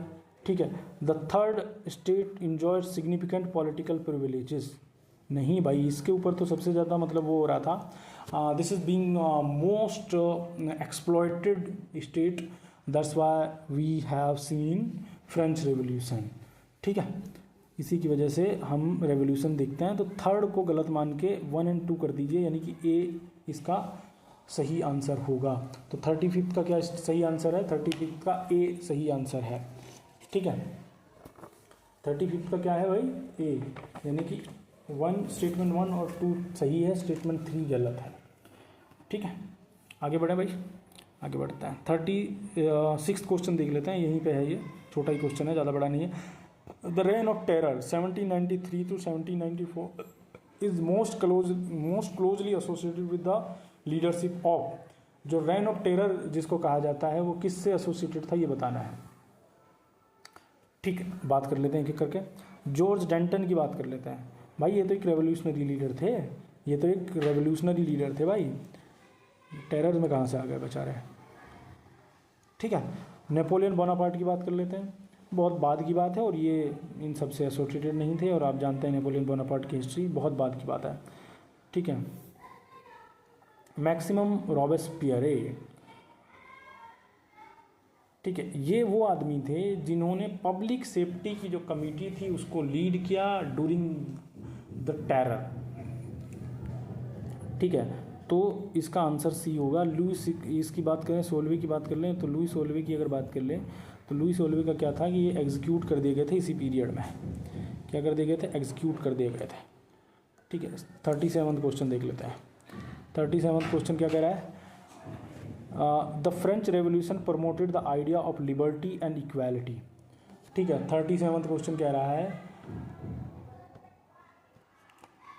असर्सन क्या कहता है? The French revolution promoted the idea of liberty and equality. एकदम सही बात भाई इसकी। The French revolution restored feudal privileges and strengthen the power of the clergy and nobility. The French revolution restored feudal privileges, नहीं भाई क्या बात कर रहे हो यार, इसके खिलाफ तो था। And strengthen the power of clergy and nobility, नहीं ये गलत है। तो ओनली स्टेटमेंट 1 ठीक है, तो देख लेते हैं। Statement A is true and R is false, यही है, R is false, A is true. तो आंसर सी 37 का ठीक है भाई, सी ठीक है। चलिए 37 पे चलता है। 37 का क्या ठीक है भाई? सी ठीक है। ठीक है, लगा लेना भाई सब अपना अपना। 38 क्वेश्चन पे आ जाते हैं भाई। 38 क्वेश्चन क्या कह रहा है? Which document become a landmark in the history of human rights during the French revolution. ठीक है, विच डॉक्यूमेंट, कौन सा डॉक्यूमेंट था जो लैंडमार्क बन गया फ्रेंच रेवोल्यूशन के दौरान? ठीक है, बताइए भाई। क्या मैग्ना कार्टा था? ठीक है, ये एक इंग्लिश डॉक्यूमेंट था भाई, इंग्लिश डॉक्यूमेंट था, फ्रेंच नहीं था। ठीक है, declaration of the rights of man and citizen, ये ही इसी को corner stone of modern human rights कहते हैं, तो यही इसका आंसर है बी। बाकी देख लेते हैं बाकी के 2 ऑप्शंस को भी। द बिल ऑफ राइट्स की बात करें, ये भी इंग्लिश कॉन्स्टिट्यूशनल डॉक्यूमेंट है भाई, इंग्लिश कॉन्स्टिट्यूशनल डॉक्यूमेंट है भाई ये भी। ठीक है, ठीक, अगर बात करें कम्युनिस्ट मैनिफेस्टो की, ये 1848 का डॉक्यूमेंट है भाई। ठीक है, रशियन रेवोल्यूशन के बारे में स्टेटमेंट दिया हुआ है आगे। रशियन रेवोल्यूशन के बारे में असर्शन एंड रीजनिंग दिया हुआ है, पढ़ लेते हैं। The Russian Revolution transform global politics in the 20th century. ठीक है, तो रशियन रेवोल्यूशन की अगर बात करें तो the Russian Revolution transform global politics in the 20th century, ये स्टेटमेंट सही है, ये स्टेटमेंट भाई सही है। Statement 1 is true. स्टेटमेंट 2 को देख लेते हैं। It led the emergence of a socialist state that challenge capitalist system world wide, ये भी ठीक है भाई, ये भी ठीक है। तो both A and R true and R is the correct explanation of वो, तो A will be our answer for question number 39। ठीक है, क्वेश्चन नंबर 40 पे आ जाते हैं दोस्तों। क्वेश्चन नंबर 40 देख लेते हैं। Which of the following was a major economic cause of the Russian Revolution. ठीक है, रशियन रेवोल्यूशन का मेजर इकोनॉमिक कॉज क्या था वो देख लेते हैं भाई। रशियन रेवोल्यूशन का मेजर इकोनॉमिक कॉज क्या था? Economic cause of Russian Revolution बताना है, एक एक करके देख लेते हैं। एक्सेसिव इंडस्ट्रियल प्रोस्पैरिटी, नहीं भाई, नहीं नहीं नहीं ये नहीं है। रसिया तो उस वक्त में बैकवर्ड था और बहुत इंडस्ट्रीज़ नहीं थी। थर्ड देख लेता है, सेकंड देख लेता है। ठीक है, तो सेकंड क्या करें? Agrarian distress and PZ dissatisfaction, तो यही तो था कारण। पीजेंट में बहुत पॉवर्टी आ गई और बहुत ज़्यादा हंगर की स्थिति उस वक्त इरप्ट हो गई, इसीलिए जो है रशियन रेवोल्यूशन आया, ये सही है। Serfdom, abolition of serfdom in 1917, serfdom was abolished in 1861 है भाई, ठीक है। Rapid growth of democracy, Russia was an autocracy, आप सबको पता है Russia was an autocracy under tsar, ठीक है भाई, याद रखो ये सब, ठीक। 41 पे आ जाए, the immediate trigger for the February revolution of 1917, तो रशियन रेवोल्यूशन का जो फेब्रुवरी रेवोल्यूशन है उसका इमीडिएट ट्रिगरिंग पॉइंट क्या था, ठीक है। तो 40 क्वेश्चन का आपने लगा लिया ना सबने भाई, बी आंसर है इसका, ठीक है। 41 अगर 41 की अगर हम बात करें, ठीक है, अगर 41 की हम बात करें तो आ जाते हैं भाई, असैसिनेशन ऑफ रेस्पुटिन, ठीक है। पहला ऑप्शन नहीं, ये ठीक नहीं है भाई, ठीक है। इसका अगर देखा जाए तो इसने जो है मोनार्की को कमज़ोर जरूर किया, बट इमीडिएट कारण नहीं था। फूड शॉर्टेज, जो आप सब जानते हैं कि ब्रेड शॉर्टेज ही एक कारण था। अगर आप रशियन रेवोल्यूशन को याद कर पा रहे हैं तो आप देख रहे होंगे कि ब्रेड का बहुत शॉर्टेज हो गया था, जिसकी वजह से मास स्ट्राइक हुआ और फेब्रुवरी रेवोल्यूशन हुआ, तो इसका बी आंसर है भाई, ठीक है। और बोल्शेविक सीजर की बात करें, this happened during the October revolution, not the February revolution, ठीक है। बोल्शेविक जो है कब हुआ था, अक्टूबर रेवोल्यूशन के दौरान हुआ था, नॉट द फेब्रुवरी रेवोल्यूशन, ठीक है, ठीक है भाई। अगर सिविल वॉर की बात कर लें, ये सिविल वॉर कब हुआ, जब बोल्शेविक पावर में आ गए थे, ठीक है भाई, ठीक। तो इसका आंसर बी है। तो 41 का आंसर क्या होगा दोस्तों, बी होगा। 41 का आंसर क्या होगा दोस्तों, बी होगा। 42 की अगर बात कर लें, 42 की अगर बात कर लें, who led the Bolshevik during the October Revolution, ठीक है, ठीक है। Who led the Bolshevik during the October Revolution, यार इसका सबको जवाब पता है, इसका जवाब लेनिन है भाई, ठीक है, इसका जवाब लेनिन है, ठीक है। अगर स्टालिन की बात कर लें तो ये लेनिन की डेथ के बाद में आते हैं पावर में, डेथ के बाद में आते हैं लेनिन की, ठीक है। ट्रॉट्स्की की बात कर लें, ये रेड आर्मी जो थी उसके लीडर थे, ना कि बोल्शेविक पार्टी के, ठीक है, रेड आर्मी के, ठीक है भाई। लेनिन तो पढ़ा ही दिया, ठीक है। और क्रेंस्की की बात कर लें, ये हेड थे किसके, प्रोविजनल गवर्नमेंट के, प्रोविजनल गवर्नमेंट के,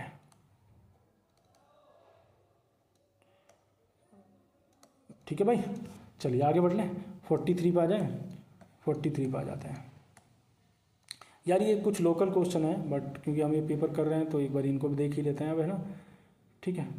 ये कुछ लोकल क्वेश्चन है दोस्तों, ठीक है, मतलब अरुणाचल प्रदेश के क्वेश्चन है, ठीक है। When did Arunachal Pradesh officially attend the status of the full fledge Indian state, इस पर ज़्यादा एक्सप्लेनेशन की ज़रूरत नहीं है मुझे लगता है, ठीक है। कोई क्वेश्चन मिस कर दिया क्या हम लोगों ने यार, एक सेकंड देख लेते हैं भाई। तो हमने अभी पढ़ा था, हाँ यार एक क्वेश्चन हम मिस कर दिए हैं, कौन सा क्वेश्चन मिस कर दिए हैं, रुक जाइए देख लेते हैं।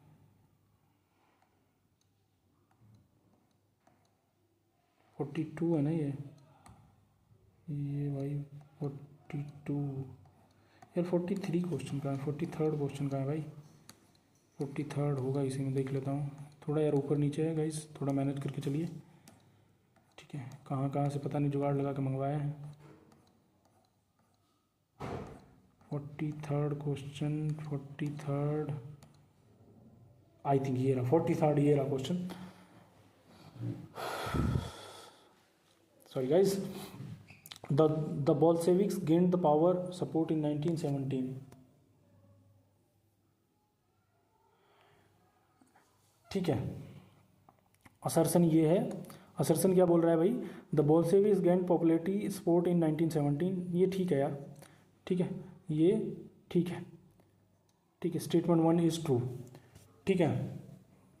इनका स्लोगन क्या था देख लेते हैं, they promised peace land and bread, ये भी ठीक है।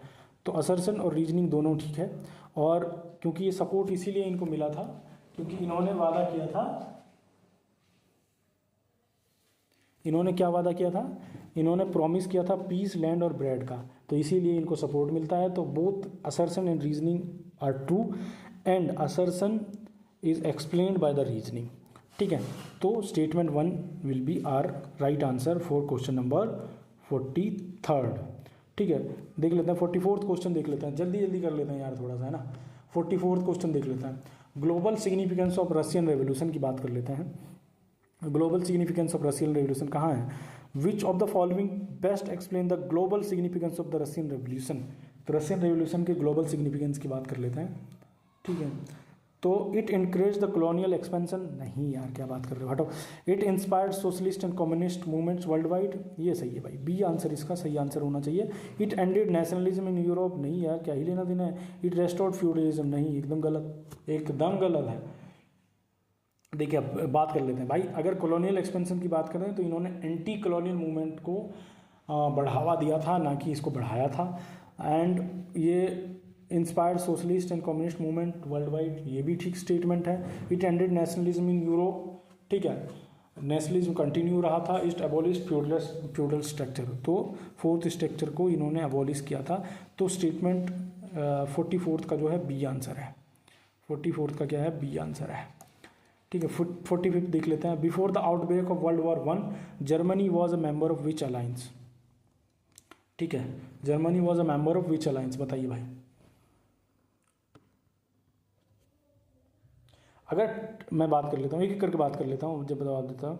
ट्रिपल एंटिटी की अगर बात कर लेता हूँ तो इसमें ब्रिटेन थे, फ्रांस थे और रसिया थे। कौन थे? ब्रिटेन, फ्रांस और रसिया। ठीक है, ट्रिपल अलायंस की अगर मैं बात कर लूँ आप लोगों से, तो इसमें जर्मनी थे, ऑस्ट्रिया थे, हंगरी थे और इटली। तो ये आंसर होगा इसका, पहले तो ये देख लेते हैं। अब वॉर्स ऑफ पैक्ट की बात कर लेते हैं, तो ये वर्ल्ड वॉर 2 के बाद में आया है। द लीग ऑफ नेशन की बात कर लेते हैं, तो ये आफ्टर वर्ल्ड वॉर 1 बना है, वर्ल्ड वॉर 1 के बाद में बना है। ठीक है भाई, तो हम लोगों का आंसर इसका क्या हो गया भाई? हम लोगों का इनका आंसर हो गया बी। क्या आंसर है भाई? बी। ठीक है, ट्रिपल अलायंस इसका आंसर होगा। ठीक है, 46 क्वेश्चन देख लेते हैं। फॉलोइंग स्टेटमेंट्स देख लेना, असर्शन रीजनिंग का सवाल है भाई।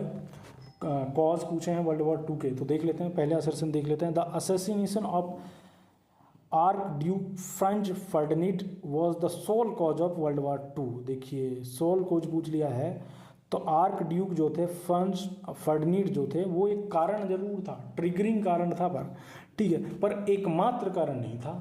ठीक है, तो हमारा स्टेटमेंट 1 इनकरेक्ट हो जाता है।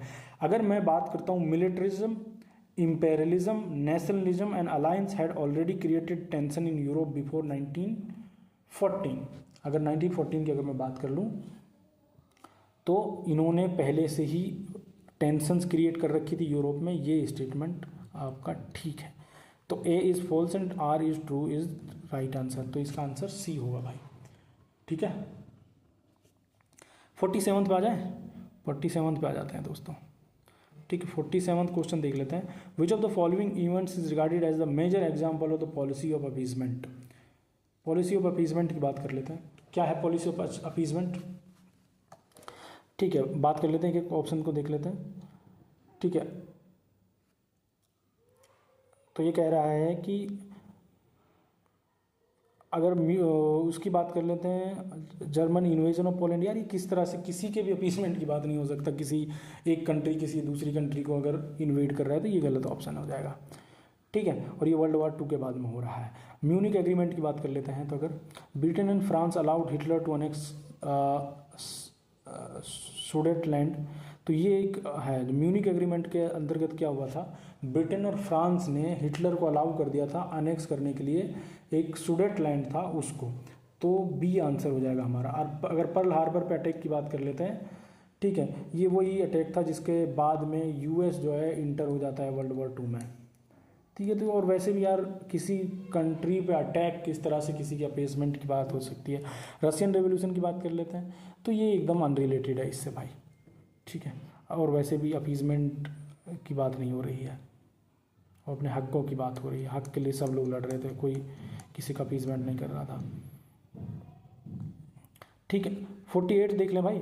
Which of the following decided the post war division of Germany into occupation zone. Division of Germany देख लेते हैं। ठीक है, डिवीजन ऑफ जर्मनी देख लेते हैं। तो म्यूनिक एग्रीमेंट आप लोगों ने पढ़ लिया, किससे था ये? अपीजमेंट से था, हिटलर की अपीजमेंट की थी। फ्रांस और इंग्लैंड ने क्या था? स्विट्जरलैंड को एनेक्स करने दिया था। अगर याल्टा कॉन्फ्रेंस की बात कर लेते हैं तो ये जो ऑक्यूपेशनल जोन है इसको बनाने के लिए जो अलाइड लीडर्स थे वो एग्री हो गए थे याल्टा कॉन्फ्रेंस के अनुसार के दौरान। तो अलाइड लीडर्स एग्री टू किसके लिए? किसके लिए भाई? ऑक्यूपेशन जोन के लिए।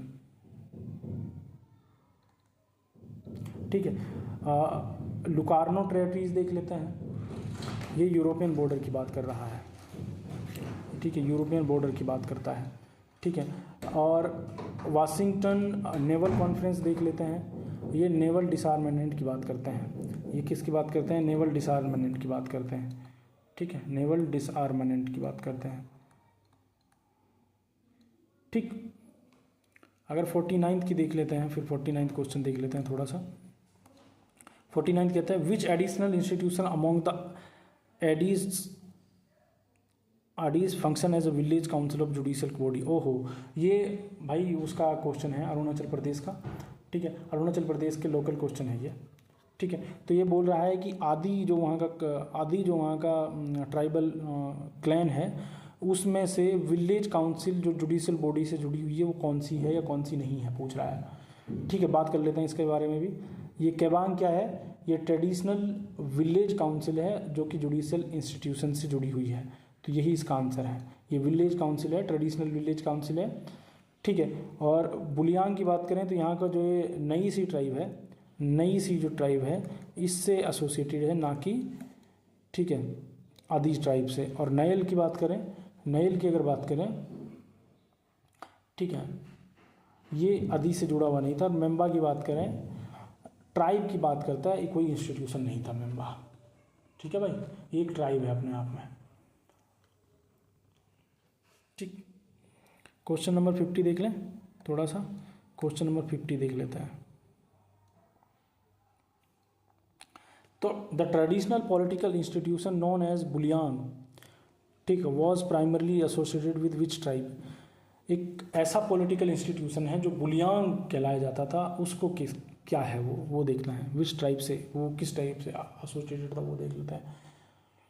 ठीक है, मोनपा नहीं, नैसी नहीं, अपातानी यस, अपातानी है क्या? नहीं। तो इसका आंसर देख लेते हैं हम लोग। यस, इसका आंसर अपातानी है यार। ठीक है, इसका आंसर अपातानी है। ठीक है, तो इसका आंसर जो है अपातानी है। The inner line regulation was introduced by the British in, Britishers ने इनर लाइन रेगुलेशन कब पारित किए वो बताना है आप लोगों को। ये इनर लाइन होता क्या है ये पता है क्या किसी को? ठीक है, चलो डिस्कस कर लेते हैं। 1858 की बात करें तो क्राउन का रूल स्टेब्लिश होता है उस वक्त में। ठीक है, इनर लाइन नहीं, तो ये गलत आंसर है। 1873 की बात कर लें। ठीक है, तो ये बंगाल ईस्टर्न फ्रंटियर रेगुलेशन जो था, बंगाल ईस्टर्न फ्रंटियर रेगुलेशन जो था वो इंट्रोड्यूस करता है इनर लाइन को। क्या इंट्रोड्यूस करता है वो? इनर लाइन को। तो 1873 will be our right answer. ठीक है, चलो आगे बढ़ते हैं यार, है ना। तो 51 क्वेश्चंस हमारे हो गए हैं। क्या यार गाइस, इसको आज यहीं पे ख़त्म करें, आगे करें, क्योंकि बहुत सारी आवाज़ हो रही है बैकग्राउंड में और दिक्कत हो रही है। मुझे लगता है कि इसको अगर यहाँ ख़त्म कर लेते हैं अपन, तो आगे के जो 59 क्वेश्चंस बचेंगे, हम 51 क्वेश्चंस यहाँ कर ले रहे हैं, 59 क्वेश्चंस जो बचेंगे उनको आगे करा जाए या जल्दी से अभी ही निपटा दिया जाए? जल्दी बताइए, तुरंत बताइए। मुझे लगता है इसको ख़त्म कर लेना चाहिए, थोड़ा जल्दी बाजी कर लेते हैं, बट इसको ख़त्म कर लेते हैं। ठीक है, चलिए मैकमोहन लाइन के डिस्कशंस कर लेते हैं। ठीक है, the McMahon line was delineated during which event. ठीक है, तो बता देते हैं भाई, ठीक है। मैकमोहन लाइन की बात कर लें, अगर यांडबो की बात करते हैं, यांडबो ट्रीटी की बात करते हैं, तो ये हमेशा हम लोगों ने इसको कई बार पढ़ा हुआ है। एंग्लो बर्मीज़ वॉर को ख़त्म करने की बात करता है, एंग्लो बर्मीज़ वॉर, ठीक है। शिमला कन्वेंशन की बात करते हैं तो ये मैकमोहन लाइन को ड्रॉ की बात करता है, ठीक है। तो राइट आंसर विल बी, ठीक है। और अगर सुगोली की बात कर देते हैं, सुगोली नेपाल ट्रीटी से जुड़ा हुआ है, आप लोगों को पता है, नेपाल से जुड़ा हुआ है, ठीक है। गोरखा वार की भी बात करता है ये। द दिल्ली दरबार की बात करते हैं तो ये सेरेमोनियल इवेंट था यार, आप सबको पता है, 1911 का, ठीक है, हो गया। एंग्लो अबोर कॉन्फ्लिक्ट 1911-12 की बात कर लेते हैं। एंग्लो अबोर कॉन्फ्लिक्ट 1911-12 क्या था भाई? The imposition of house tax था, क्या था? नॉट द रीजन था, ठीक है। तो कारण पूछा है, प्राइमरी टिगर्ड बाय एंग्लो अबोर वार था। The construction of tea gardens था, नो, ये भी ठीक नहीं है भाई, ठीक है। ये था भाई killing of British officer Noel and Williamson of his and his party, इसका आंसर जो है सी है। तो 53 का आंसर जो है सी होगा भाई, ठीक है। ये भी अरुणाचल हिस्ट्री से ही क्वेश्चन है। 54 देख लेते हैं भाई, 54, अभी ये भी दिक्कत है यार, 54 ढूंढो, अरे यार हो जाएगा, जल्दी मिल जाएगा, जल्दी मिल जाएगा, डोंट वरी। 54 कहाँ गया? 54 भाई मिल जा दोस्त, ये रहा 54 है ना, ठीक। अरुणाचल प्रदेश की ही हिस्ट्री से है। अरुणाचल प्रदेश स्टेट कब बना वो बताना है, थोड़ा जल्दी जल्दी ले लेता हूँ ये सारे क्वेश्चंस ना। अरुणाचल प्रदेश स्टेट बनता है 20 फरवरी 1987 को, इसमें कुछ भी डिस्कशन के लिए है नहीं, ठीक है। ये अगर बता दूं तो ये यूनियन टेरिटरी बनता है इस वक्त में 1972 में, ठीक है। 1947 इंडिपेंडेंस है हमारा, ये अलग चीज़ है। तो इसका आंसर जो है 20 फरवरी 1987 है। What does the word Arunachal translated in Sanskrit? ये हम सब जानते हैं, the land of dawn lit mountains. ये डाउन जो है सुभागी वाली डाउन है भाई, ठीक है। तो लैंड ऑफ डाउन, डाउन पढ़ते हैं इसको, डाउन लिट माउंटेन्स, इसे ही इसका मीनिंग है। अरुणा मतलब सनराइज, आंचल मीन्स मतलब, और अरुणा और आंचल को मिला के बना है। अरुणा का मतलब सनराइज होता है, आंचल को मिला के का मतलब माउंटेन्स होता है, ठीक है। तो संस्कृत में क्या कहते हैं इसको? अरुणा और आंचल। अरुणा का मतलब होता है सनराइज, आंचल का मतलब होता है माउंटेन्स, ठीक है। चलिए भाई 56 देख लेते हैं, 56 देख लेते हैं जल्दी से थोड़ा सा। 56 क्या कह रहा है भाई? 56 कह रहा है बॉर्डर गांधी की बात कर रहा है। बॉर्डर गांधी के नाम से किसको जाना जाता है? क्वेश्चन भी पढ़ देता हूँ। Which prominent freedom fighter from Arunachal Pradesh established a Congress committee at Pasighat? एक कांग्रेस कमेटी बनाई पासीघाट 1947 में, डिस्ट्रीब्यूटेड एंटी ब्रिटिश पैम्पलेट्स और widely regarded at border Gandhi, ठीक है। बताओ बॉर्डर गांधी के तौर पे किन को जाना जाता है? इसका आंसर यार मोजो रिबा होगा, मोजो रिबा होगा। अरुणाचल के सवाल हैं ये, अरुणाचल के लोग जानते हैं इनको। देखो ये फ्रीडम फाइटर थे पर बॉर्डर गांधी के तौर पे नहीं जाने जाते थे। अगर तामुक की बात करूँ तो ये इससे एसोसिएटेड नहीं थे, ठीक है। तो मोजे रिबा इसका आंसर होगा। अगर 57th क्वेश्चन की बात करूँ तो largest Buddhist monastery in India पूछ रहा है। Which 17th century historical monument is considered as the largest Buddhist monastery in India? तो इसका तवांग मोनेस्ट्री होगा यार। इसका क्या होगा? लोकेटेड इन कर्नाटक है। इसकी बात करें तो ये कर्नाटक में है, ठीक है। ये कहाँ है? रोमस्टेक, ये सिक्किम में है भाई, ठीक है। ये सिक्किम में है दोस्तों, ठीक है। तवांग जो है, तवांग कहाँ पे है? ये लार्जेस्ट मोनेस्ट्री है, 17th सेंचुरी में बनी। तिरकसिक जो है वो लद्दाख में है पर लार्जेस्ट नहीं है, ये लद्दाख में है और लार्जेस्ट नहीं है। तवांग जो है अरुणाचल प्रदेश में है, ठीक है भाई। तवांग जो है अरुणाचल प्रदेश में है, ठीक है। ठीक, आगे बढ़ें। 58 को देख लूँ जल्दी से, 58 देख लेते हैं। हंसना मत इस क्वेश्चन पर कोई। ईटा फोर्ट की स्थापना किसने की वो बताना है आप लोगों को।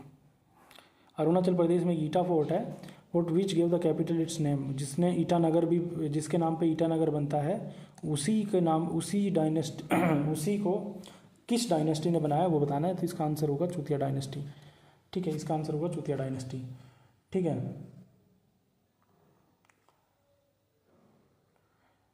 यार मतलब आप सब जानते हैं यार, ठीक है। बाकी का जैसे ये बंगाल से एसोसिएटेड है, ये हम में काफ़ी बाद में आते हैं। मेजर पॉस इन 1962 वॉर, ठीक है। कहाँ गया यार, हाँ ये रहा question. During the 1962 Sino Indian war which major pass in Arunachal Pradesh witnessed the fierce battle between India and Chinese forces. जल्दी बताइए भाई। इसका आंसर सेला पास होगा भाई। इसका आंसर क्या होगा, सेला पास, विटनेस फियर्स बैटल। बता देते हैं, ये J&K में है। ये नाथुला कहाँ है भाई, सिक्किम में है। आप सब जाते हैं नाथुला पास, ठीक है। ये है यहीं पे अरुणाचल ही में है, बट मतलब कोई यहाँ पे बहुत इंपॉर्टेंट बैटल नहीं हुई। 60th क्वेश्चन देख लें। पूछ रहा है not a dating technique of archaeological remains, ठीक है। ऐसा वो बताना है कि जो डेटिंग आर्कोलॉजी में नॉट आर्कोलॉजिकल डेटिंग टेक्निक वो बताना है, ठीक है। तो इसको देखते हैं, लुमिनियसेंस मेथड। लुमिनियसेंस मेथड जो है वो पोट्री वगैरह में यूज होता है, ठीक है। पोट्री और बर्न्ट मटेरियल्स में यूज होता है। और सोनार की अगर बात करें, ये अंडर वाटर डिटेक्टिंग के लिए है, ना कि उसके लिए है। तो यही इसका आंसर होगा। एक्सेलरेटेड मास एस्ट्रोनॉमी की अगर बात करें तो ये एडवांस रेडियो कार्बन डेटिंग है, साइंटिफिक डेटिंग मेथड है ये, इलेक्ट्रॉनिक स्पाइन जो है, ठीक है। 61 की बात कर लेते हैं यार। अच्छा क्वेश्चन था ये, अच्छा क्वेश्चन था, एकदम नया क्वेश्चन था। गाइस एक सेकंड दो ना, मैं बस थोड़ा पानी ले आता हूँ, बस एक सेकंड।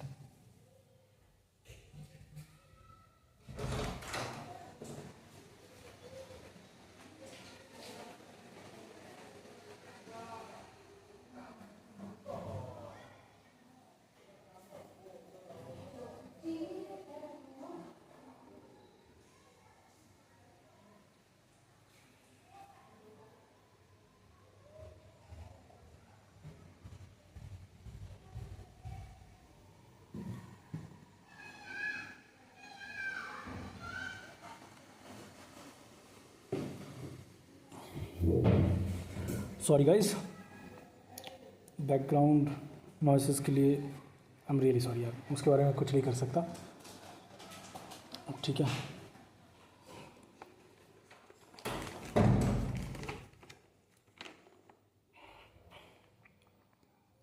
हाँ तो हमने बात कर ली। अब हमारा जो नेक्स्ट क्वेश्चन था 61 क्वेश्चन हमारा था, ठीक है। 61 का देख लेते हैं। 61st क्वेश्चन हमारा कह रहा था, the longest non Harappan inscription contents approximately कितने साइन, ठीक है। देख लेते हैं एक एक करके। तो 61st का हमारा आंसर जो है सी होगा, यानी कि यहाँ पे कितने साइन मिले हैं हमको, 26। लगा लो भाई इसको सब।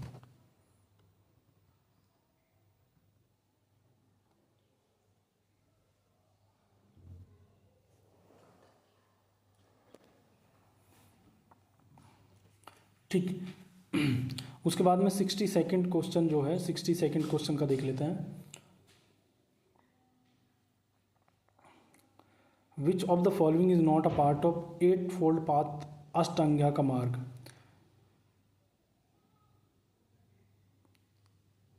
ये बताना है, सॉरी गाइस थोड़ा कंसंट्रेशन में दिक्कत हो रहा है। Not part of 8 fold path बताना है, ठीक है,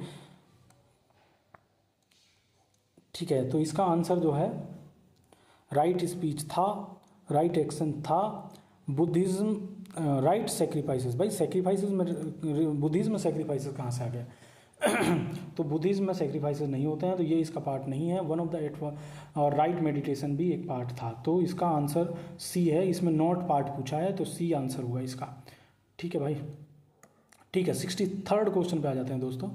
63rd क्वेश्चन क्या कह रहा है, consider the following statement regarding Syadvada. शायदवाद के बारे में हमको राइट ऑप्शंस बताने हैं, ठीक है, करेक्ट ऑप्शंस बताने हैं। तो 63rd देख लेते हैं भाई, शायदवाद देख लेते हैं।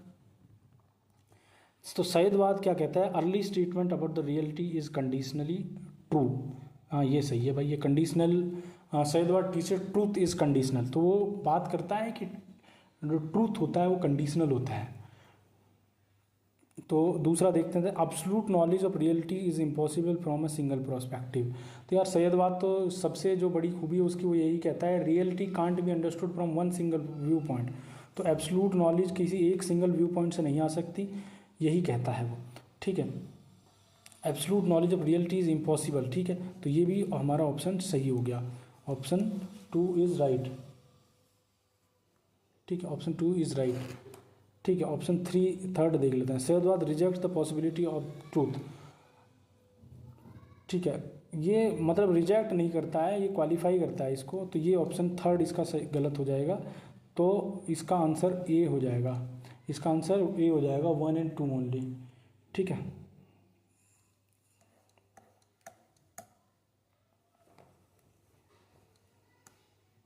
सिक्सटी फोर्थ देख लें, ये क्वेश्चन पूछ रहा है, 64th देख लेते हैं। The Digambara and Shvetambara traditions differ fundamentally on the question of women's capacity for salvation, which of the following statements best represent the Digambara position. तो ये पूछ रहा है दिगंबर जो ट्रेडिशन थी उसके वुमेंस के साल्वेशन के ऊपर एक सवाल पूछा है इन्होंने, बता देते हैं। पहला क्या है, कह रहा है women can attain moksha in their life time and can become tirthankaras as exemplified by Malli, ठीक है। तो ये कह रहा है कि वीमेन जो है मोक्ष प्राप्त कर सकती हैं लाइफ टाइम में ही और कैन बिकम तीर्थंकर, जैसे कि मल्ली बनी थी।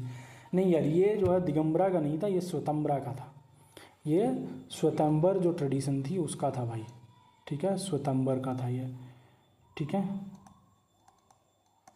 ठीक है। अब उसकी बात कर ले, वुमेन कैन बिकम नन्स, अरेंकास और sadhvi and achieve significant spiritual progress but must be reborn as a man before attaining final reverse. यही है भाई, दिगंबरा का आंसर यही है, ये दिगंबरा का बिलीफ है भाई, ठीक है, ये दिगंबरा, ठीक है। और completely excluded from a monastic order, नहीं यार, नन बन सकती थी, जैसे ऊपर बताया कि नन बन सकती थी, बट बाद में मेल बन के उनको जन्म लेता, ये गलत है, ठीक है। तो इसका आंसर बी हो गया भाई, इसका आंसर क्या हो गया, बी, ठीक है। 65th क्वेश्चन देख लें।